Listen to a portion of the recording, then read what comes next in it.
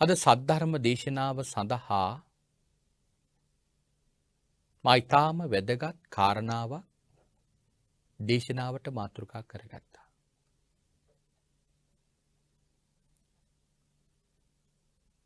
සූත්‍රයේ නම තමයි අග්ගප්පසාද සූත්‍රය.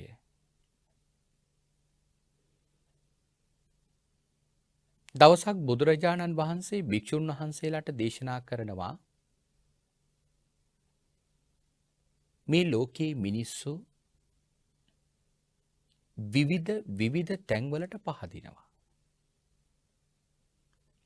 තමන් කැමති වෙන යම් තැනක් තියෙනවනම් ඒ කැමති වෙන තැන්වලට තමන් පහදිනවා. භාග්‍යවතුන් වහන්සේ මේ පහදින තැන් කොටස් වශයෙන් වර්ග කරලා තියෙනවා. සමහර මිනිස්සු අපදාවා පාද නැති අයට පහදිනවා. මිනිස්සු පිංගුතුනි සමහර වෙලාවට එහෙම සත්‍යයන්ට පහදින අවස්ථා තියෙනවා. සර්පයන්ට,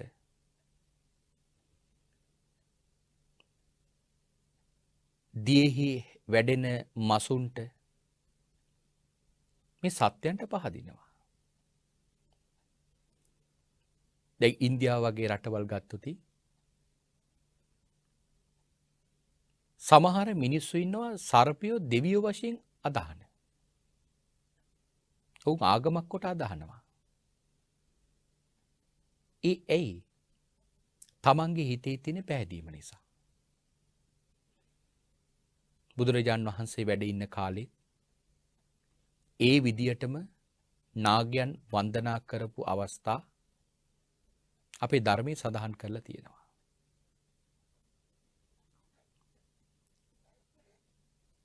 එතකොට දැන් මෙහෙම පැහැදෙන අය ඒ පැහැදෙන සත්‍යයන්ට පිංගුතුනි ලොකු කැපවීමක් කරනවා. දැන් සර්පයෝ වගේ සතුන් ආගමක් හැටියට අදහන අය, දෙවිවරු හැටියට පිළිගන්න අය ඒ සත්‍යයන්ටත් ඒ රූප හදාගෙන කොච්චර පිංගුතුනි වැඳුම් පිදුම් පුද සත්කාර කරනවද? පින්වත්නි, සමහර වෙලාවට සුරතල් මසුන් ගෙදර ගෙනල්ලා කොයිතරම්නම් සත්කාර කරනවද? ඇයි ඒ කරන්නේ? තමන්ගේ හිතේ තියෙන පැහැදීම නිසා. පිටුතුරි ගොඩක් වෙලාට අපි සතුන් ඇති කරන්නේ මොකක් නිසාද? ඒ සැබෑවටම සතාට ආදරය කරන නිසා නෙමෙයි. ඒ සතා කැමති වෙන විදියට නෙවෙයි අපි ආදරය කරන්නේ. අපි කැමති වෙන විදියට අපි සතාට ආදරය කරනවා. අපේ පින්වතුන් හිතලා බලන්න. අපි කැමතිද අපිව කාමරයකට දාලා කණ්ඩ බොණ්ඩ රූපවාහිනී යන්ත්‍රයක් මේ හැම දෙයක්ම දීලා කාමරේ වහලා දාලා තියෙනවනේ. අපි කැමතිද? අපි කැමති නෑ. නමුත් අපි හිතනවා කුරුල්ලෙක් ගෙනල්ලා කූඩු කරලා හදනකොට, බල්ලෙක් ගෙනල්ලා කූඩු කරලා හදනකොට අපට හිතෙනවා, සමහර අයට හිතෙන එක ලොකු පිනක් කියලා. නමුත් ඒක පිනක් කියලාවත් බුදුහාමුදුරු දේශනා කරේ නෑ. දක්ඛිනා විභංග සූත්‍රයේ අට කතාවේ කියනවා යමෙක් තිරිසන්ගත සතෙකුට ආහාර වේලක් දුන්නොත් ඒ කෙනාට ජීවිත 100ක් යනකම් ආයුෂ වර්ණ සැප බල ප්‍රඥා කියන මේ ආනිසංස පහ ලැබෙනවා. හැබැයි gedara සුරතලයට හදන සතාට කන්න දුන්න කියලා ආනිසංස ලැබෙන්නේ නැලු. මොකක් නිසාද? අර බලාපොරොත්තුවක් සහිතවයි ඒ සතාට අපි කන්න දෙන්නේ. එක්කෝ අපි ආදරයට, එහෙම නැත්නම් අපි ආරක්ෂාවට. ඒ පරමාර්ථයෙන් කන්න දෙන නිසා අපට ඒ කියන ආනිසංස ලැබෙන්නේ නැහැ. එතකොට එහෙමනම් බුදුහාමුදුරුවෝ දේශනා කරනවා අපදාවා මිනිස්සු මේ පාද නැති සතුන්ට පැහැදිලා ඔවුන් වෙනුවෙන් බොහෝ කැපකිරීම කරනවා. හැබැයි සාමාන්‍ය තිරිසන්ගත සතෙකුට කන්න ටිකක් දෙන තරම්වත් තමන් වඩාත් පැහැදීමෙන් කන්න දෙන සතාට දුන්නා කියලා ලැබෙන්නේ නැහැ. එතකොට තමන් පැහැදිලා ලොකු කැපවීමක් කරනවා. නමුත් ඒ කැපවීමට ලොකු ප්‍රතිඵලයක් තමන්ට නැහැ. ඊළඟට කියනවා සමහර දෙනෙක් දීපදාවා පාද දෙකක් තියෙන සත්වයන්ට පහදිනවා. අපි හිතමු කොයි ගණයට දෙවිවරු අයිති වෙනවා. මිනිස්සු අයිති වෙනවා. පාද දෙකක් තියෙන සතුන් අයිති වෙනවා. එතකොට භාග්‍යවතුන් වහන්සේ දේශනා කරනවා එහෙම තමන් පැහැදිලා ඒ පැහැදෙන තැන වෙනුවෙන් ලොකු කැපවීමක් කරනවා. අපි උදාහරණයක් ගමු. බලන්න පින්වත්නි සමහර වෙලාවට සමහර මිනිස්සු ඉන්නවා ජීවිතේ එක වතාවක්වත් රුවන්වැලි මහා සෑය වන්දනා කරලා නැහැ. සිරිපාදය වන්දනා කරලා නැහැ. බුදුරජාණන් වහන්සේට කියලා සකසල බුද්ධ පූජාවක් පූජා කළත් නැහැ. හැබැයි එහෙම කරපු නැති සමහර අය 3-4 වතාවක් විතර කතරගම දේවාලෙ ගිහිලා තියෙනවා. එතකොට ඒ කියන්නේ Tamanට ඒ දෙවියන් පිළිබඳ ලොකු පැහැදීමක් තියෙන නිසා. ඒ වෙනුවෙන් Taman කැප වෙනවා. ඒකට Tamanට ලොකු පැහැදීමක් තියෙනවා. ඒ පැහැදීම තියෙන තැන වෙනුවෙන් Taman කැප වෙනවා. නමුත් එහෙම කැප වුණා කියලා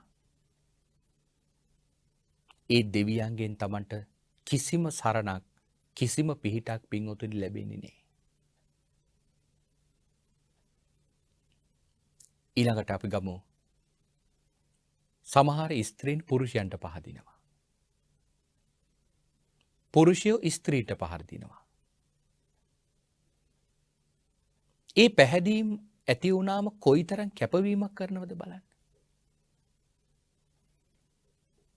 තමන් පැහැදෙන තැනට අප්‍රමාණ කැපවීමක් තමන් කරනවා. නමුත් පින්වත්නි ඒ කැපවෙන තමන් පැහැදෙන තැනට කැප වුණා කියලා මෙලොව ලොකු දියුණුවක් ලැබෙන්නෙත් නැහැ. ඊළඟ මතු භවයට ලොකු දියුණුවක් ලැබෙන්නෙත් නැහැ. ඒ කැපවීමට ලොකු ප්‍රතිඵලයක් නැහැ. ඔහොම බුදුහාමුදුරුවෝ විස්තර කරනවා චතුප්පදාවා පාද 4ක් තියෙන අය ඉන්නවා. බහුපදාවා බොහෝ පාද තියෙන අය ඉන්නවා. රූපීනෝවා රූපයක් තියෙන අය ඉන්නවා. අරූපීනෝවා රූපයක් නැති අය ඉන්නවා. සංඤීනෝවා සංඥාවක් තියෙන අය ඉන්නවා. අසංඤීනෝවා සංඥාවක් නැති අය ඉන්නවා. මෙහිම පින්වතුනි වර්ග කරලා භාග්‍යවතුන් වහන්සේ දේශනා කරනවා මිනිස්සු මේ කිනම් හෝ තැනක් පිළිබඳ පැහැදිලා තමන් ඒ පැහැදෙන තැනට අප්‍රමාණ විදිහේ කැපවීමක් කරනවා. නමුත් ඒ කිසිම කැපවීමකට මෙලොව ලොකු දියුණුවක් ලැබෙන්නේ නැහැ. ඊළඟට මතු භවයට ලොකු දියුණුවක් ලැබෙන්නේ නැහැ. හැබැයි මේ ලෝකේ පැහැදෙන තැන් අතර විශේෂම පැහැදීමක් තියෙනවා. ඒ විශේෂම පැහැදීම තමයි යම්කිසි කෙනෙක් ලෝතුරා භාග්‍යවතුන් වහන්සේ කෙරෙහි පැහැදීමක් ඇති කරගත්තොත්.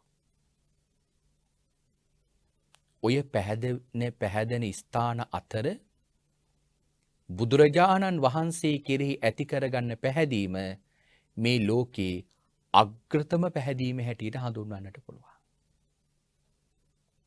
පැහැදෙන ස්ථාන අතර මේ ලෝකයේ තියෙන අග්‍රතම පැහැදීම තමයි භාග්‍යවත් අරහත් සම්මා සම්බුදුරජාණන් වහන්සේ කෙරෙහි ඇති කරගන්න පැහැදීම. ඒ භාග්‍යවතුන් වහන්සේට කෙනෙක් පහදිනවනම් භාග්‍යවතුන් වහන්සේට යමෙක් පහදිනවනම් ඒ පැහැදෙන භාග්‍යවතුන් වහන්සේ උදෙසා අල්ප උත්සාහයක් දැරුවත් අල්ප කැපවීමක් කළාත් දෑත් දෙක එකට එකතු කරලා එක සාදුකාරයක් දුන්නාත් පින්වතුනි කල්ප 100,000 වාරයක් සුගති සම්පත්ම ලබා දෙන අප්‍රමාණ පිනක් ඒ තුලින් ලැබෙනවා. පින්වතුනි භාග්‍යවතුන් වහන්සේ දේශනා කරනවා මේ ලෝකේ මිනිස්සු පැහැදෙන තැන්වලට කොයිතරම් කැපවීමක් කරනවද? නමුත් පින්වතුනි බුදුරජාණන් වහන්සේ කෙරෙහි ඇති කරගන්න පැහැදීමෙන් අපි භාග්‍යවතුන් වහන්සේට ওই කැපවීම කරන්න පුළුවන් නා. පින්වතුනි අපට සංසාරයට කොයිතරම් නම් වටිනා කියන පිනක් පින්වතුනි ඒ තුලින් කරගන්න පුළුවන් කමක් ලැබෙයිද? අපි හිතමු යමෙක් ඉන්න තැන ඉඳලා ඉස්සරහට පාදයක් තබනවා.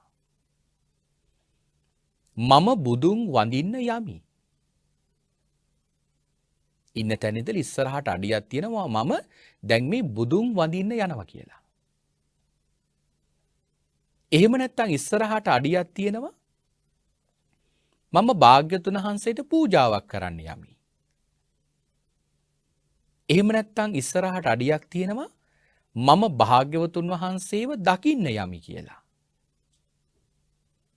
පළවෙනි අඩිය ඉස්සරහට තියලා එක්කිනම් හෝ චේතනාවකින් දෙවනි අඩිය ඉස්සරහට තියන්න කලින් අපි හිතුව මේක නම් මැරෙනවා. පළවෙනි අඩිය තියලා දෙවනි අඩිය තියන්න කලින් අරගෙන මැරෙනවා. පින්වතුනි ඒ මැරෙන කෙනාගේ ඊළඟ භවය කොයි වගේ තැනක් වේද? ඒ කාන්තේම කල්ප 100,000 ගණන් මහා සැප විපාක ලබා දෙන සුගති සම්පත්තියක් මේ කෙනාට ජීවිතේ ලබන්නට පුළුවන්. එතකොට බලන්න ලෝතුරා භාග්‍යවතුන් වහන්සේ කිරී ඇති කරගන්න පැහැදීම කොයිතරම්නම් ශ්‍රේෂ්ඨද? දවසක් බුදුරජාණන් වහන්සේ එක කාලෙක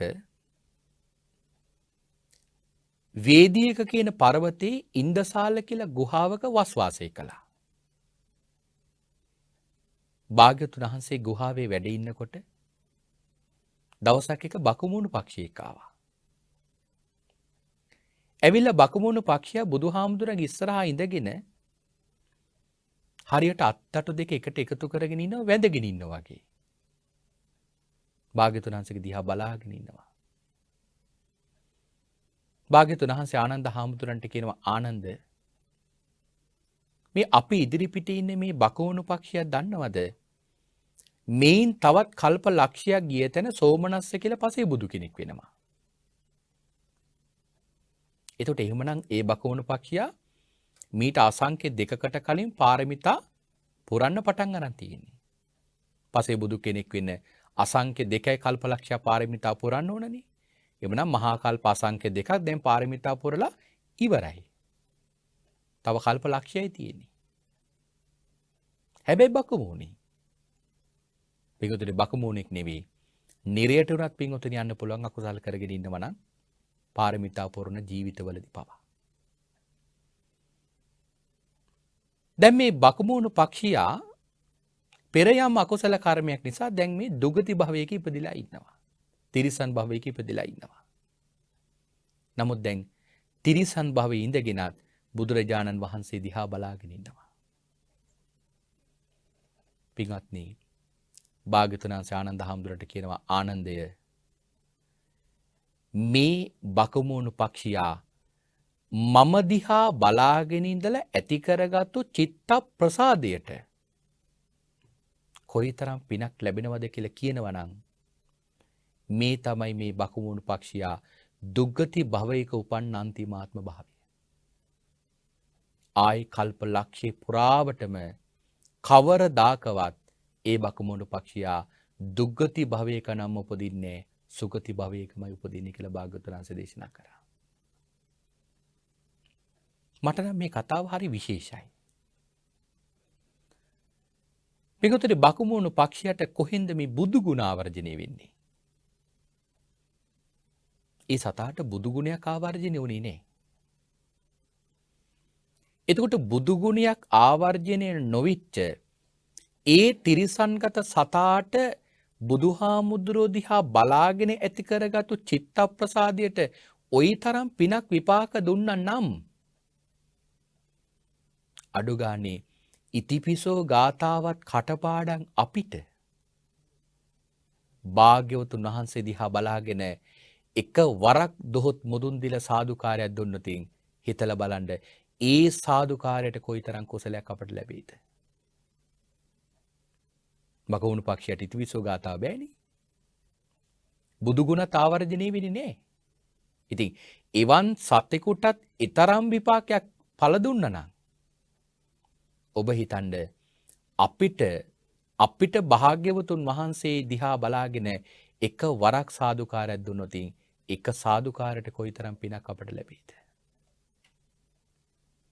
ආන් ඒ නිසා තමයි කියන්නේ පින්වතුනි, මේ ලෝකේ යුරෝපේ බටහිර වගේ දියුණු රටවල් තියෙද්දි ඇයි අපි මේ ලංකාව වගේ රටක ඉපදුනේ? පින්වතුනි, ලංකාව වගේ රටක ඉපදුනේ ඇත්තටම අපි සැප විඳින්න නෙමෙයි. මොකද මේකේ විඳින තරම් සැපයක් නැහැ අපිට. හැබැයි ලංකාව කියලා කියන්නේ හරියට දුගතියත් සුගතියත් තීරණය කරන්න පුළුවන් ස්ථානයක් වගේ. මෙතනින් අපිට තීරණය කරන්න පුළුවන් අපි කොහෙටද යන්නේ කියලා.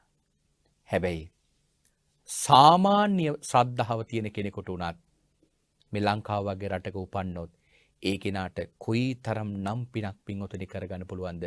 බටහිර යුරෝපේ රටක උපන්න මහා ධනවත්ම පුද්ගලයාටත් වඩා. ලංකාවේ ඉපදීම තුළින් කොයි තරම් පිනක් ඒ කෙනාට කරගන්න පුළුවන්ද? එයි භාග්‍යවතුන් වහන්සේගේ විශාලතම ධාතුන් වහන්සේ වැඩ ඉන්න ලංකාවේ. වැඩිම ධාතුන් වහන්සේලා ප්‍රමාණයක් එකම තැන වැඩ ඉන තැන තියෙන ලංකාවේ. සතර දළදා වහන්සේලාගෙන් දළදා වහන්සේලා දෙනමක්ම වැඩ ඉන්නේ ලංකාවේ.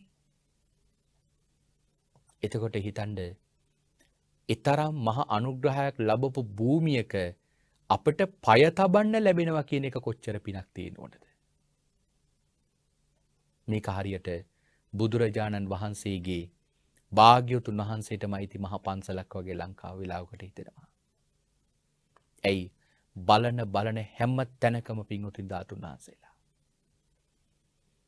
මේ කෙනෙකුට පින්වතුනි කිලෝමීටර් 200ක් විතර මේ ලංකාවේ ඇවිද්දොත් යන ගමම බුදුහාමුදුරන්ගේ ධාතුන් වහන්සේලා කී තැනක් වන්දනා කරගෙන යන්න පුළුවන්ද?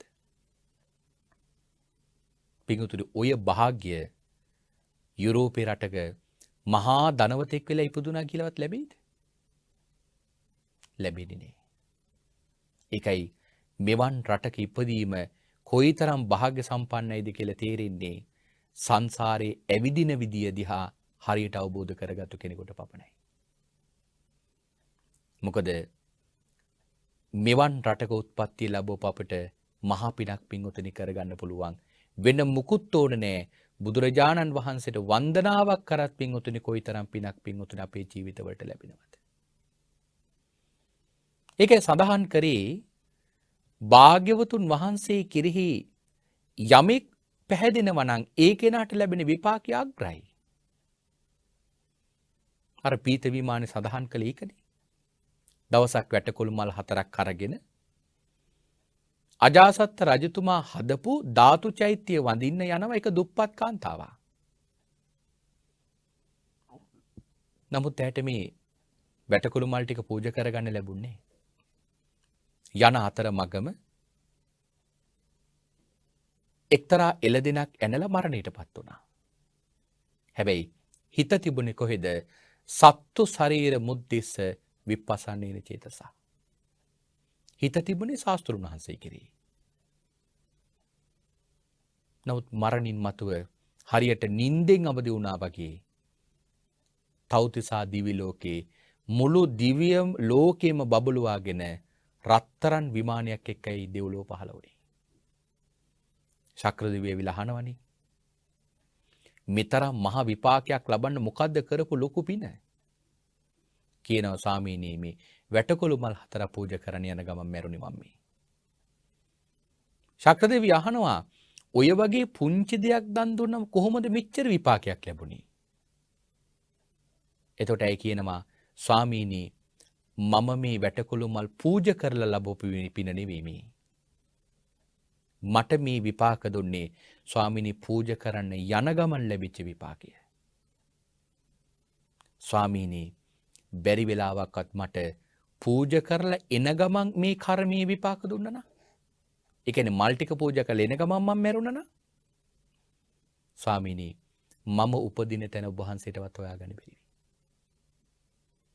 ඒ කියන්නේ ඊට වඩා ඉහළ තැනකට යනව පූජා කරලා එනකොට මැරුණා නා. එතකොට බලන්න පින්වතුනි මේ බුදුරජාණන් වහන්සේ නමක් ලෝකේ පහළ වීම මේ සත්‍යයන්ට හරියට මහා නිදානයක් පහළ වුණා වගේ. මේක පින්වතුනි හිතාගන්න බෑ. භාග්‍යවතුන් වහන්සේ නමක් ලොවට පහළ වීම අපට ලැබීම කොයිතරම්නම් භාග්‍යයක්ද කියලා. මොකද සම්මා සම්බුදුරජාණන් වහන්සේ නමක් නිසා මේ සසර සත්වයෝ බොහෝ දෙනෙක් සංසාරයට මහා වටින ප්‍රයෝජනයක් ඒ භාග්‍යතුන් වහන්සේ නිසා කරගන්නවා. ඒක පින්වතුනි ප්‍රඥාවන්තයෝ දන්නවා.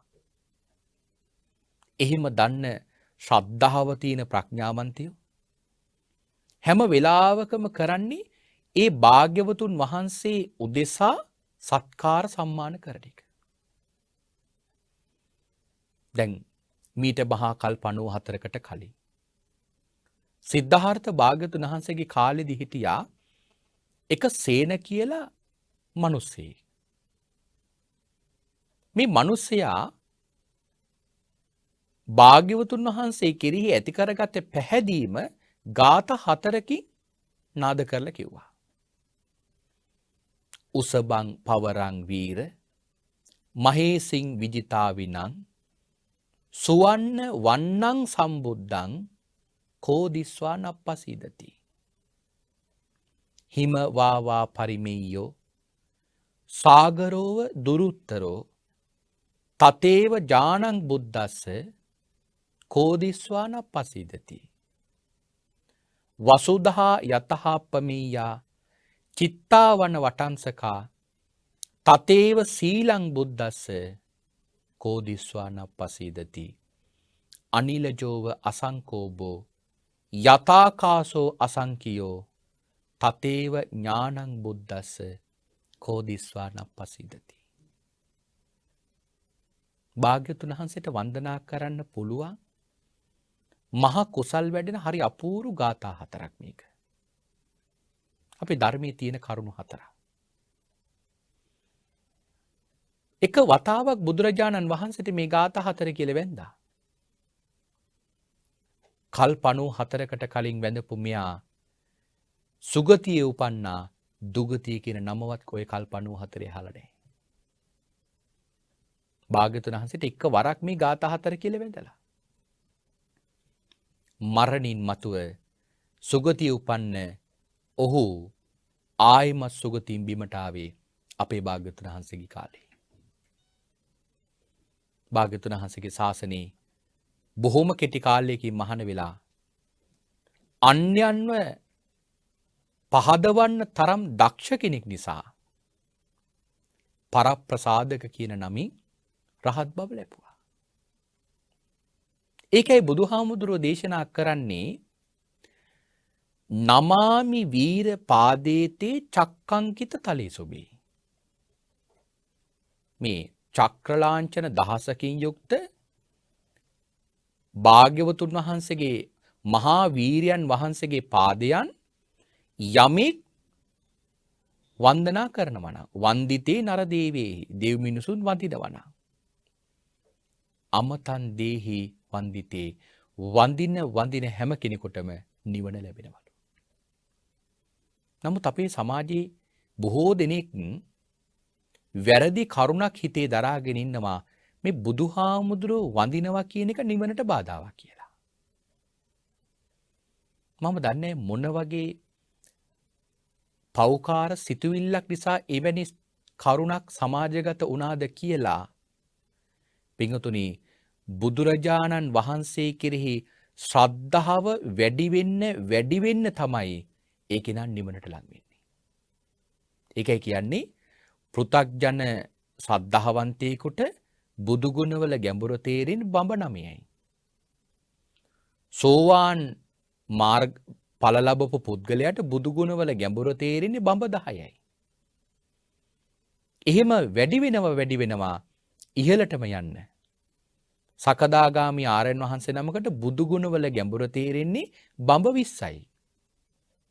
අනාගාමි වහන්සේ නමකට බඹ 30යි.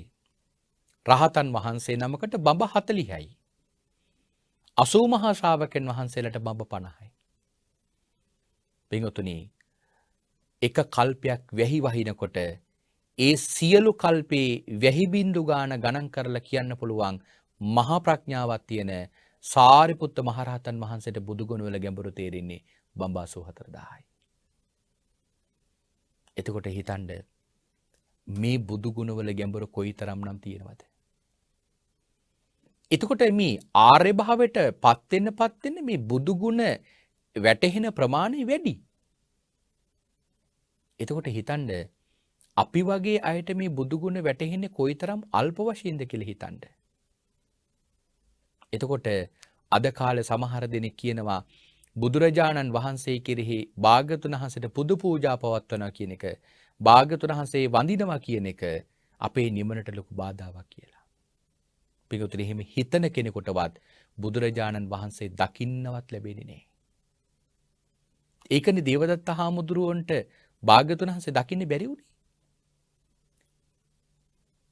භාග්‍යවතුන් වහන්සේට ද්‍රෝහි වෙන, භාග්‍යවතුන් වහන්සේගේ වචනෙට පිටුපාන, භාග්‍යවතුන් වහන්සේ කෙරෙහි මහා ශ්‍රද්ධාවක් නැත්තම් ඒ කෙනාට පින්වතුනි බුදුරජාණන් වහන්සේ දකින්නවත් ලැබෙන්නේ නැහැ. දේවදත්ත හාමුදුරුවෝ බුදුරජාණන් වහන්සේ දකින්න ඕනේ කියලා මරණාසන්න වෙලා වෙනකොට භාග්‍යවතුන් වහන්සේ භික්ෂුන් වහන්සේලාට කියනවා, මහණෙනි, ඔය දේවදත්තයන්ට ආයි මාව කවදාවත් දකින්න හම්බෙන්නේ නැහැ. කියනවා ස්වාමීන් යන්න යොදුනක් දුරට ඇවිල්ලා දේවදත්ත හාමුදුරුවෝ. භාග්‍යවතුන් වහන්සේ කියනවා, මහණෙනි, ඒ දේවදත්තයන්ට ආයි කවරදාකවත් මාව දකින්න ලැබෙන්නේ නැහැ. ආයිමත් කියනවා ස්වාමීනි, අන්න පොකුණ ළඟටම ඇවිල්ලා. භාග්‍යවතුන් වහන්සේ දේශනා කරනවා, මහණෙනි, මේ විහාරේ දොර ළඟට ආවත් දේවදත්තයන්ට මාව කවදාවත් දකින්න ලැබෙන්නේ නැහැ. මොකද බුදුරජාණන් වහන්සේගේ වචනෙට එරෙහි වෙච්ච නිසා. භාග්‍යවතුන් වහන්සේ කෙරෙහි ශ්‍රද්ධාවක් නැති නිසා. එතකොට භාග්‍යවතුන් වහන්සේ කෙරෙහි ශ්‍රද්ධාවක් නැති කෙනාට බුදුහාමුදුරුවෝ දකින්න ලැබෙන්නේ නැත්තම් භාග්‍යවතුන් වහන්සේට පුද පූජාවක්වත් පවත්වන්නේ නැතුව කොහොමද පින්වතුනි අපි සසරින් ඈතර වෙන්න බලන්නේ? ඒ නිසා ශ්‍රද්ධාව තියෙන ප්‍රඥාවන්තයෝ පින්වතුනි හැම කල්හිම භාග්‍යවතුන් වහන්සේට අප්‍රමාණ විදිහට පුද සත්කාර කරා. උන්වහන්සේලා රහත් බව ලැබපු දවසේ එහෙමත් පුද සත්කාර කළා.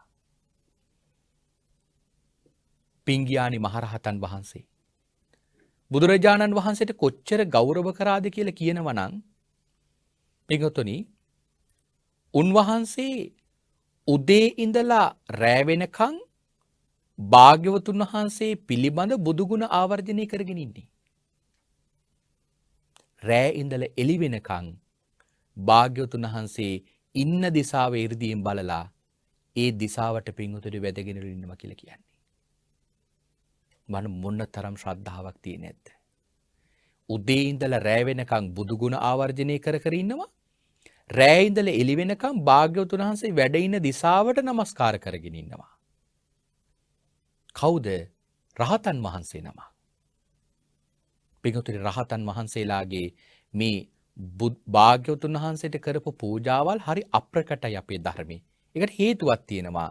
මොකද රහතන් වහන්සේලාට බුදුහාමුදුරුවෝ පිළිබඳ ශ්‍රද්ධාව වැඩි නිසා ධර්මයේ විශේෂයෙන්ම සඳහන් කරලා තියෙනවා ප්‍රසිද්ධියේ භාග්‍යවතුන් වහන්සේට පූජාවල් කරන්නේ නෑලු. මොකද ශ්‍රද්ධාව වැඩි නිසා. එහෙනම් පිංගුතුනි අපි භාග්‍යවතුන් වහන්සේට කොයිතරම් සත්කාර සම්මාන කරන්න ඕනද? ඒ කරන හැම ක්‍රියාවකින්ම කොයිතරම් මහ කුසලයක් අපට ලැබෙනවද?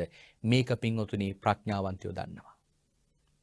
පිංගුතුනි මේ ලැබිච්ච දුර්ලභ ශාසනයේ දුර්ලභ කාලේ ආයි කවදා අපට මෙවන් පූජාවල් කරගන්න සසරේ ලැබෙයිද අපි දන්නේ නැහැ. මොකද හැම කල්හිම භාග්‍යවතුන් වහන්සේලා පහළ වෙන්නෙත් නැහැ. නමුත් මේ ලැබිච්ච මේ ශාසනයේ ලැබිච්ච මේ දුර්ලභ අවස්ථාවේ අපේ පින්වතුන් පුළුවන් තරම් කැප වෙලා ඒ භාග්‍යවතුන් වහන්සේට ජීවමාන සංඥාවෙන් පොදු සත්කාර පොදු පූජාවල් කරන උනන්දුවක් ඇති කරගන්න. එහෙමනම් අපි මේ දේශනාව මෙතකින් නිමාවටපත් කරනවා. ධර්ම ශ්‍රාවක ඔබ හැම දිනාටම භාග්‍යවතුන් වහන්සේ කෙරෙහි අප්‍රමාණ ශ්‍රද්ධාවක් හිතේ උපදවා ගන්නට මේ දේශනා කරන දේශිත ධර්ම කරුණෝ ඔබේ ජීවිතයට හේතු වාසනා වේවා කියලා අපි මේ වෙලාවේ සාදු කියා ප්‍රාර්ථනා කරනවා.